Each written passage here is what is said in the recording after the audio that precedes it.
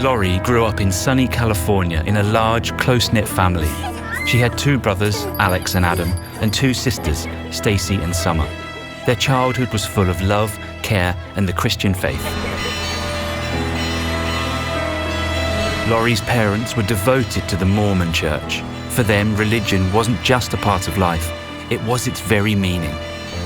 The family began every morning with prayer and a visit to church, and not a single day passed without reading the Book of Mormon. Each evening before dinner, the family would gather together, join hands, and pray in unison. Lori was a meek child, yet she was the most devout of all her siblings. She prayed even more fervently than her parents, and genuinely enjoyed being the perfect Mormon girl. Back then, no one could have imagined that this fanatical faith would become a ticking time bomb for Lori, and would ultimately turn her into the main villain of an apocalyptic drama. Throughout her youth, Lori dreamed of a future that looked just like the paradise she'd grown up in. A big house, lots of children, a Mormon husband, shared prayers, and Sunday church services. Lori yearned to build her own perfect family life with an unwavering commitment. She got married as soon as she turned 18. The early marriage lasted only 6 weeks and ended in divorce. For a devout Mormon woman, this wasn't just a blow, it was a real catastrophe. People whispered behind her back, gave her sideways glances, and judged her. Lori felt a burning shame and disgust with herself, because divorce is a terrible sin for Mormons.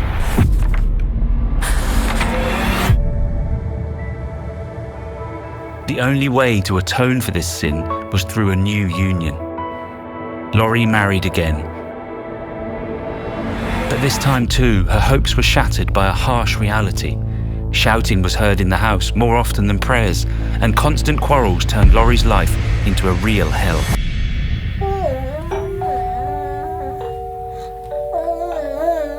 After the birth of their son, whom they named Colby, the second marriage finally fell apart and Lori left.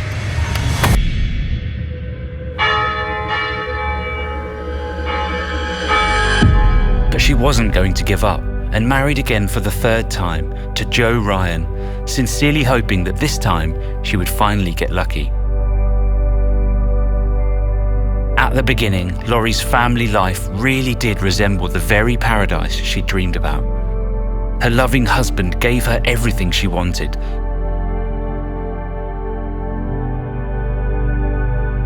Lori went to church, got a job as a hairdresser,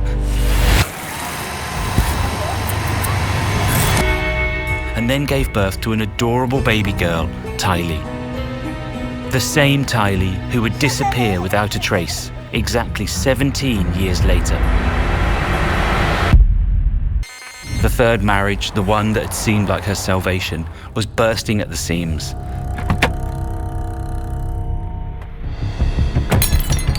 Arguments with her husband increasingly ended in beatings.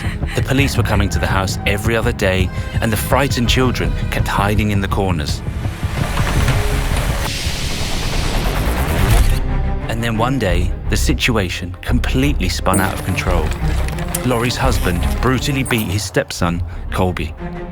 For Lori, this was the last straw.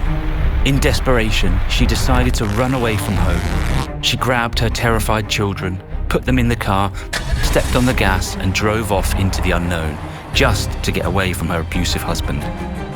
On the way, Lori tried to hide her tears from the children, whispering that everything would soon be okay. And suddenly, her son Colby, feeling safe for the first time, said something that shattered her completely. He confessed to his mother that his stepfather hadn't just beaten him, he tried to rape him. At that moment, Lori stopped crying. Her tears dried up. Inside her, anger, despair, fear, and hatred all fused together. Her hatred was towards her ex-husband.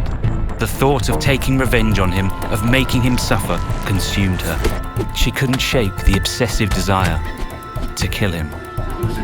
In her desperation, Lori went to the one place where she'd always found salvation: church. Falling to her knees, she prayed frantically and, sobbing, told the bishop everything. Suddenly she remembered a story from the Book of Mormon about how Nephi killed Laban by the command of the Lord in order to save his people. And she calmed down because she had found justification for her sinful thoughts. That confession became a turning point. For the first time she wondered, what if the killing of one person is justified? For the Lord, for the salvation of others, for a higher purpose? Very soon, this idea would become the justification for a series of monstrous crimes. When Laurie had almost resigned herself to the idea that a bright future wasn't meant for her, a man called Charles Vallow appeared in her life. A financial consultant with a calm and kind gaze.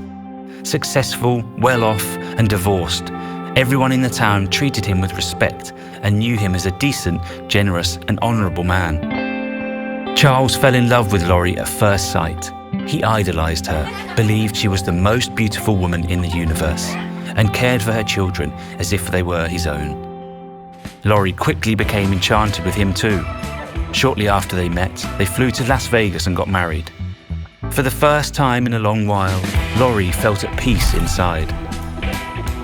After 6 years of living together, Charles and Laurie decided to adopt JJ. JJ was a special child. Doctors had diagnosed him with autism.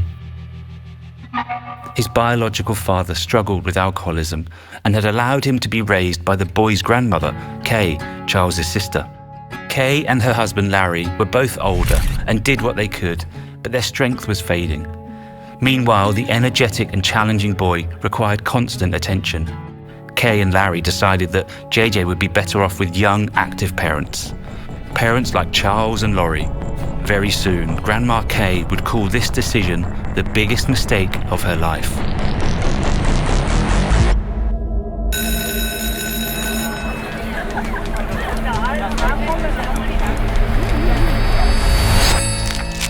But for now, Laurie seemed like the perfect mum. She made sandwiches for the kids, constantly took them to the movies, read them their favourite books, and called Tylee, JJ, and Colby the meaning of her whole life.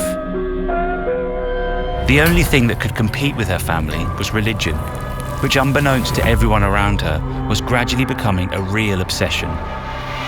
With each passing day, Laurie sank deeper and deeper into her faith. She hung photos of Mormon temples all over the house, constantly quoted the scriptures, and went to church all the time. She increasingly spent time alone in a separate room where she would make contact with the otherworldly. Laurie said she could see the spirits of deceased relatives. They would come to her, touch her shoulder, and whisper things in her ear. She began to see angels and hear their voices. One day, Laurie told Charles that an angel had appeared to her and loudly and clearly proclaimed, "Hawaii, Hawaii, Hawaii." This message was the beginning of a tragic chain of events.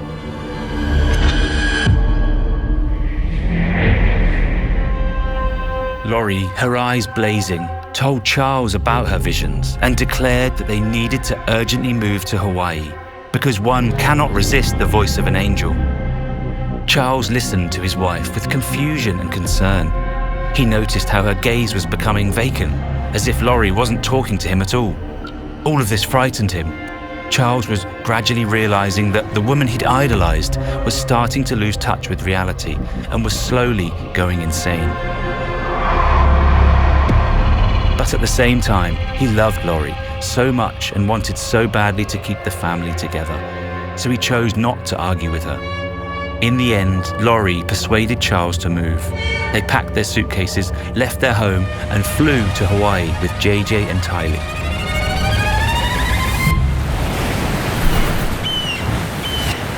In Hawaii, Laurie began hearing voices constantly. On the beach, at the hotel, she would jump in the middle of the night, wake Charles, and tell him about yet another encounter with an angel. The voices in her head were becoming louder, more demanding. And one day, Laurie claimed that she'd personally met the angel Moroni, the last Nephite prophet from the Book of Mormon, resurrected after death. Before Laurie, only the founder of the Church of Jesus Christ of Latter-day Saints, Joseph Smith, and 3 other witnesses had claimed to have met him. That is, 4 people in all of human history. Laurie was the 5th, which meant she was chosen again. 3 years after moving to Hawaii, the family returned to Arizona. But this time, Laurie chose a different city to live in, called Chandler. This was no accident. Historically, this area was populated by Mormons. Laurie surrounded herself with like-minded people and began to sink even deeper into her religion. At some point, Mormonism became too narrow for her, and she switched to books about the apocalypse. She read dark prophecies about how and when the end of the world would come, and studied instructions on how to be saved. Curiosity quickly grew into an obsession. Laurie began fanatically preparing for Armageddon. She spent every weekend in supermarkets, buying up food and filling every free shelf with rice, beans, powdered milk, water and medicine. Her house started to look like a prepper's bunker. Neighbors asked what exactly she was preparing for, and Laurie calmly replied that no one knows what tomorrow will bring or when it will all end. At some point, Laurie became so fixated on the end of the world that she launched a podcast. She talked about how to survive when civilization collapses, how to prepare your soul to meet the Lord. And between recordings, she attended themed meetups, forums, and religious conferences. She quickly found others like her, those who were waiting for Armageddon. Among them was the one who would change her life forever, the one who would turn her faith into a weapon. And that weapon would be aimed at those she'd sworn to protect. At one of the conferences dedicated to the end of the world, Laurie met Chad Daybell. He was the author of the dark apocalyptic books she'd been devouring lately. Chad predicted wars and cataclysms that would soon wipe all of America off the face of the earth, and even set an exact date for Armageddon, July 22nd, 2020. What I see is from Brigham City to Santa Quinn is like a special plate of land that will never be destroyed. When Chad's speech was over, Laurie finally worked up the courage to approach her idol. Her heart was pounding wildly. She shyly offered to help him sell his books, and Chad agreed. They struck up a conversation and immediately felt a mutual attraction. Suddenly, Chad froze and began staring intently at Laurie. She asked what was wrong, and Chad replied that he'd just had a vision, that they'd already met several times in past lives, and once, when his name was James and hers was Eleanor, they'd even been married.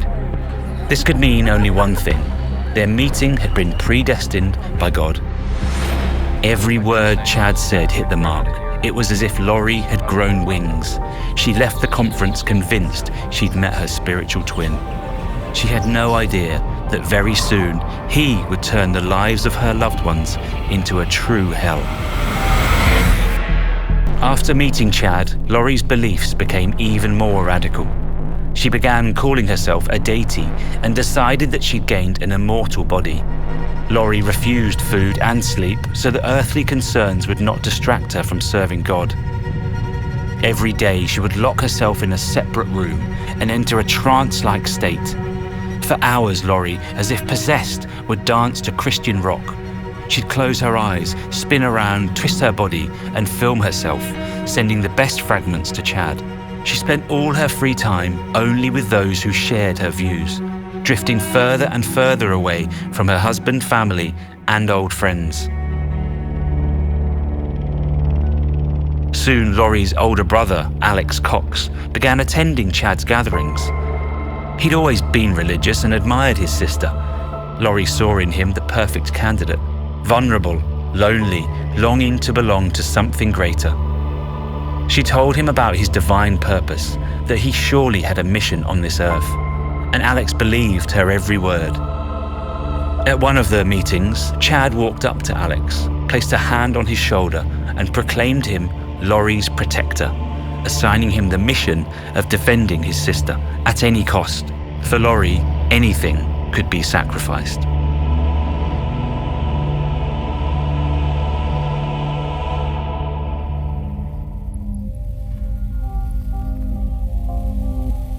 At the core of Chad's religion was a pseudo-scientific theory that all people are divided into light and dark. The light ones were people like him, Laurie and Alex, and the dark ones were those possessed by demons and evil spirits. The former were worthy of salvation, the latter of death. To tell the dark ones from the light ones, Chad used his talisman, a gold chain with an owl-shaped pendant. He would take the person's photograph, pull the talisman out of his pocket, swing it, and watch which side the owl would stop on. And when it stopped, Chad would deliver his verdict, with the confidence of a prophet speaking in God's name. According to Chad's teachings, a dark person turned into a zombie.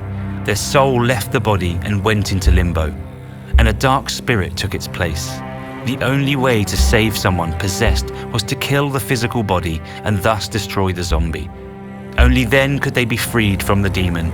Only then could they be given a chance to be reborn in the next life. One day, Chad invited Laurie over. He took out the chain and a photograph. Her husband Charles was in the picture. Chad began to swing the owl over the photo, and when it stopped, he said calmly and firmly, "Charles is dark. An evil spirit has entered him. Its name is Ned Schneider." Laurie accepted these words as truth, and she already knew what had to be done.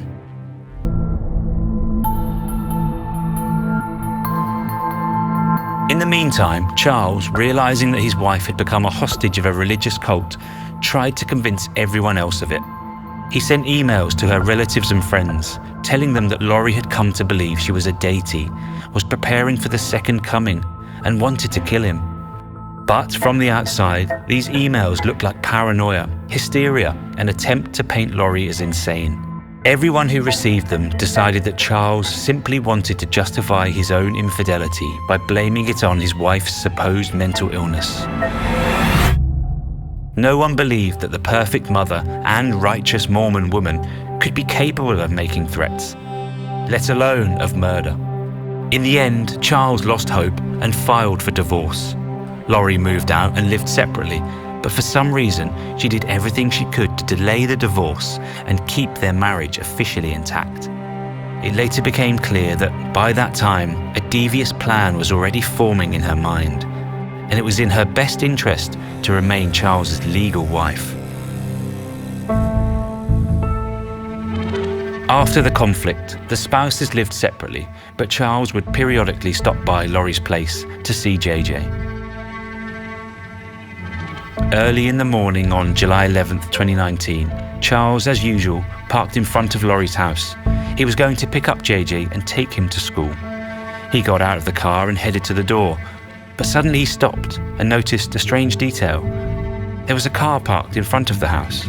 It was Alex Cox's car, Laurie's brother, her protector. Charles had never seen him there so early before. He had a bad feeling, and the thought flashed through his mind that Laurie and Alex were plotting something. But he went into the house anyway. After all, his son was in there. Within a few minutes, it would become clear that his intuition hadn't failed him. An hour later, a call came in to 911 from Alex Cox. His voice was agitated as he reported a shooting and said there was an injured person in the house, a man.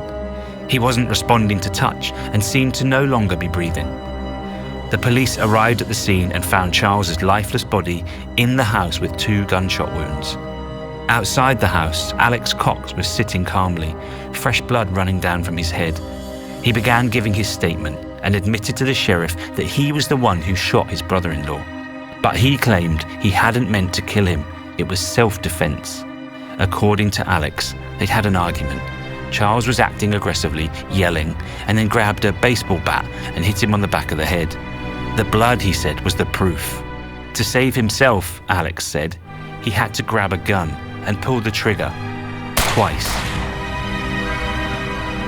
But later, journalists would discover that for some reason, Alex Cox called 911 only 45 minutes after the shots were fired.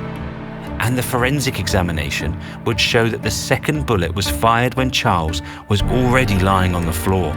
In other words, it was a finishing shot by a cold-blooded killer, not self-defense at all.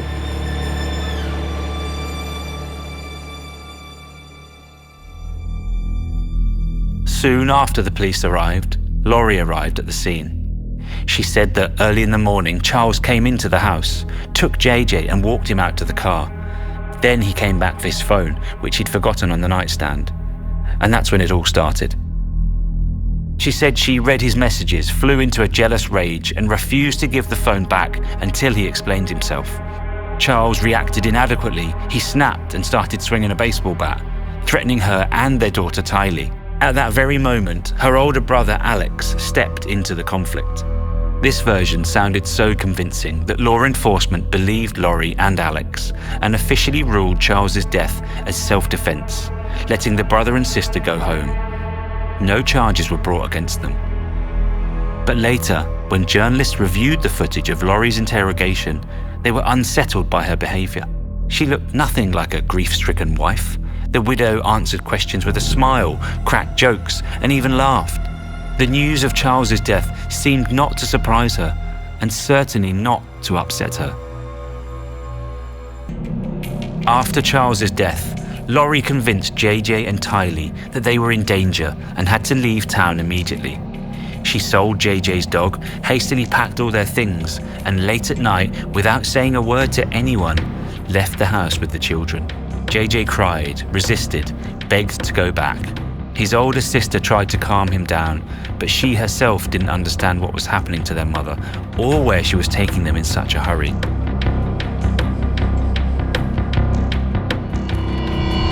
Lori brought the children to Rexburg, Idaho, a small town isolated from the outside world, originally founded by a Mormon. It was in Rexburg that one of the first Mormon temples was built. The overwhelming majority of Rexburg's residents were members of the Church of Jesus Christ of Latter-day Saints. There was another reason why Lori came here specifically. Her spiritual mentor, Chad Daybell, lived in Rexburg.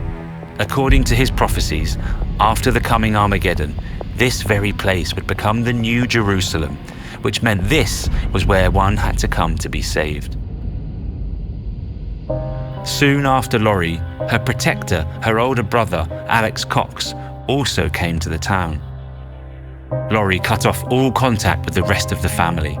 Kay and Larry knew nothing about JJ's new life. They tried to call him, but without success. He got in touch with them only once, and then silence.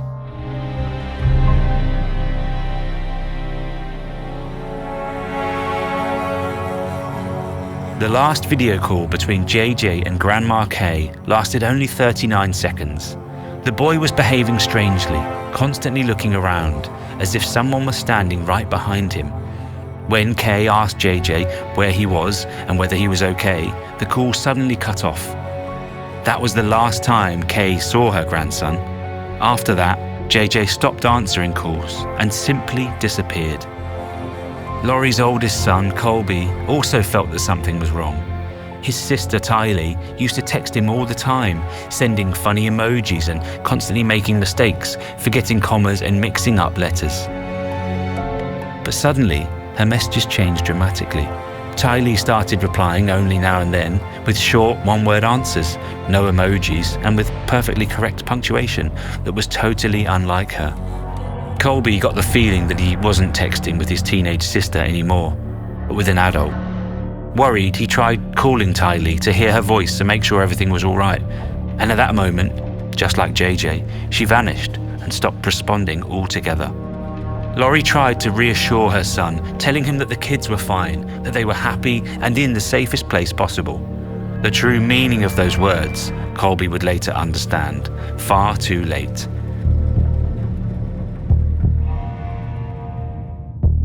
Lori's oldest son, Colby, was deeply worried about his sister Tylee's disappearance.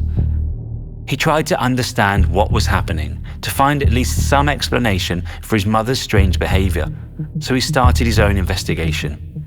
He decided to reread all the emails that Charles had sent out shortly before his death. One night, Colby was sitting at his computer, his eyes already starting to close, when he suddenly noticed a strange document. It was a long list of the names of all of Lori's relatives and close friends, compiled by Chad. Their names were neatly written in a column in alphabetical order, and next to each name there was a label: dark, light, and a number from 1 to 6.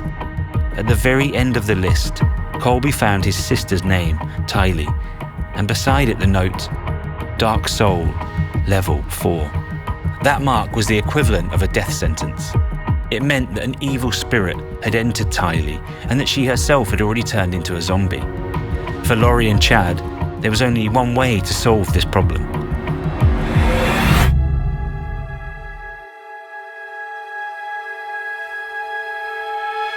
Soon, another name appeared on the zombie list, Tammy. That was the name of Chad Daybell's wife. On October 9th, 2019, Tammy was coming home later than usual.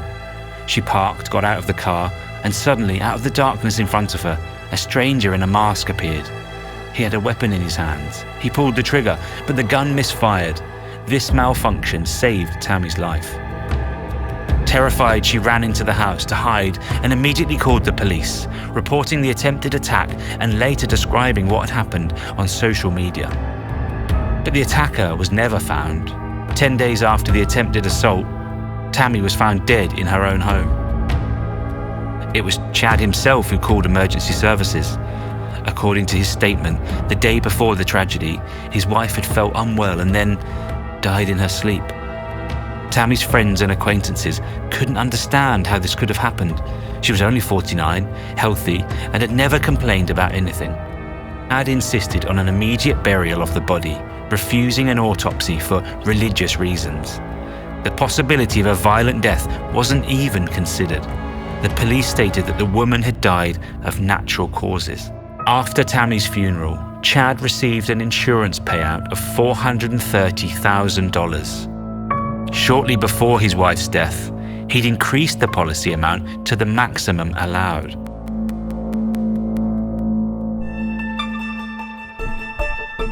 Just 2 weeks after Tammy's funeral, Chad and Lori were already sitting on a plane.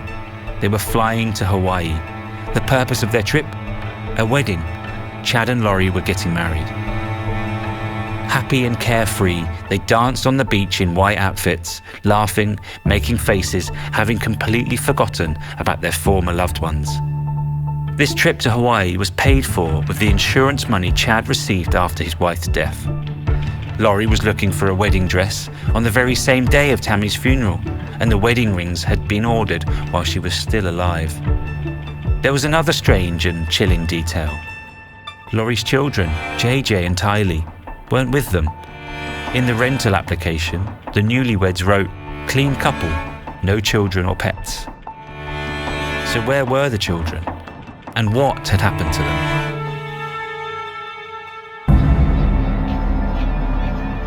For more than 2 months, Kay hadn't been able to get in touch with JJ or his mother, Lori.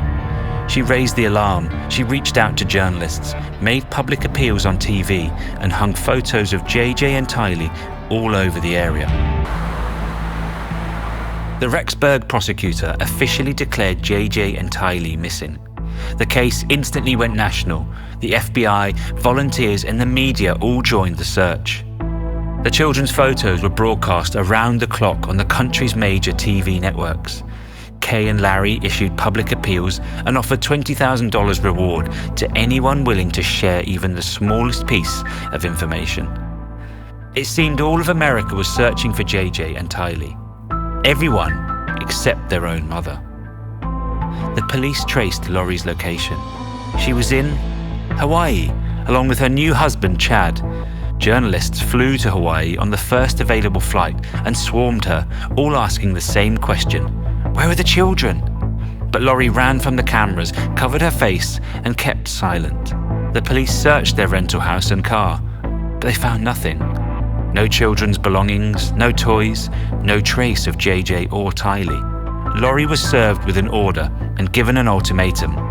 Within 5 days, she had to present the children to the authorities and prove that they were all right. Otherwise, she would be arrested. Day after day passed, and Lori remained silent. Even before the deadline ran out, Kay and Larry understood. They would never see JJ and Tylee again.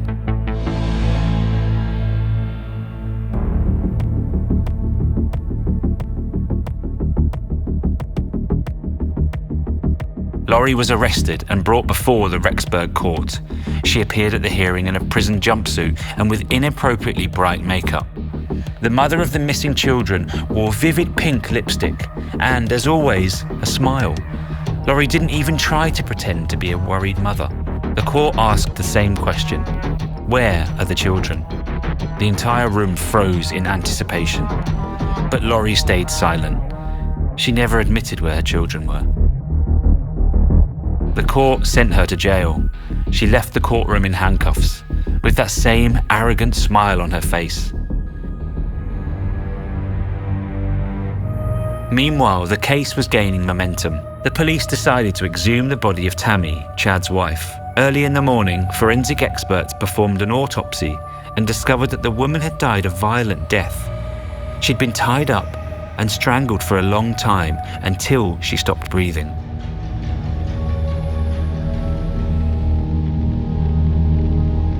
The day after Tammy's exhumation, Alex Cox's body was found in Arizona. Laurie's older brother and protector had died under mysterious circumstances. He was found in the bathroom. According to the official report, he died from a pulmonary embolism. A blood clot had traveled to his lungs and death was instantaneous. But Alex's wife didn't believe that. He'd never had blood clots before. Alex's widow told the police that on the eve of the tragedy, her husband was acting strangely. He was clearly agitated and kept repeating that he knew too much and was about to become the scapegoat if he didn't do something. The police gained access to Alex's phone. There they found photos of JJ and Tylee. They also learned that on September 9th, Alex Cox spent 2.5 hours in Chad Daybell's backyard. That same day, Chad sent his wife a strange message. He wrote that he'd shot a large raccoon and buried it in the pet cemetery. Alex had witnessed this strange incident, and leaving this life became, for him, the only way to keep silent and fulfill his duty to protect Laurie. At dawn, a convoy of vehicles pulled up to Chad's house in Rexburg. Police, FBI, forensic teams, K9 units, and the military. Helicopters circled above the property. TV and radio reported that large-scale searches were underway at Chad's home. The whole country was waiting for the outcome. The dogs were sniffing every inch of the ground when suddenly a piercing bark ran out. There was something under the soil. Forensic experts began to dig, and after a few minutes it became clear. They'd discovered the pet cemetery. Chad had been sitting in a car by the house the whole time, watching what was happening. When he heard the dogs bark, he turned pale. With trembling hands, he lunged for the ignition key and tried to speed away. He was stopped by the police, put in handcuffs and charged with evidence tampering. Meanwhile, back at the house and in the pet cemetery, the police found confirmation of their worst suspicions and fears. Buried on Chad's property weren't raccoons, but human remains. At the pet cemetery, they found the first body. It was Laurie's 16-year-old daughter, Tylee. The remains were severely mutilated. The girl had been killed in a ritualistic way. Her body had been dismembered and burned. 50 feet from the first grave, under a tree in a shallow pit, the police found JJ's remains. The boy's body was wrapped in several layers of plastic and taped from head to toe. There was a bag over his face, secured with duct tape. The medical examination determined that JJ had died from asphyxiation. On the duct tape around JJ's head, the police found a long, light-colored hair. DNA analysis confirmed that the hair belonged to Charles Vallow.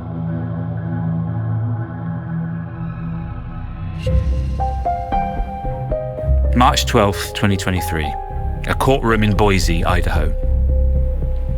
In complete silence, the firm voice of the judge rang out. He was finally reading the jury's verdict. Charles Vallow Daybell, you have been found guilty of the murder of Tylee Ryan in the first degree, guilty of the murder of JJ Vallow in the first degree, and guilty of conspiracy to commit the murder of Tammy Daybell. Guilty on all counts. Laurie received 5 life sentences without the possibility of parole. The judge looked at Lori, trying to find in this mother killer at least a drop of regret over what had happened. But there was no trace of remorse, no sorrow, no fear on her face. Lori was given the right to a final statement. She said that no one had the right to judge her, and that only Jesus knew what had really happened. She insisted she hadn't actually done anything wrong, and that her children were grateful to her. "And JJ took my hand," Lori went on. "He said, 'He didn't do anything wrong, Mum. I love you.'" Jesus knows me, and Jesus understands me. I mourn with all of you who mourn, my children and Tammy. Jesus Christ knows the truth of what happened here. Jesus Christ knows that no one was murdered in this case. The murderer's speech felt endless. The courtroom remained silent the whole time. No one could understand how a woman who'd killed her own children could stay so calm and continue to deny her guilt. After the trial, Kay and Larry, JJ's grandmother and grandfather, left the courthouse to the sound of crowds singing. People held photos of the children. There were candles, flowers and toys. The crowd chanted JJ's favorite song, "We Will Rock You." Kay was crying. Larry held her in his arms. Chad Daybell was convicted a year later. He was sentenced to death. Lori continues to serve her life sentence and periodically gives interviews to journalists. She still doesn't regret anything and is waiting for the second coming.